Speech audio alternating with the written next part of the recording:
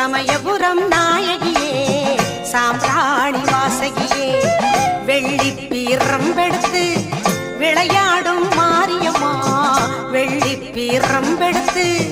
விளையாடும் மாரியம்மா சமயபுரம் நாயகியே சாம்பிராணி வாசகியே சமயபுரம் நாயகியே சாம்பிராணி வாசகியே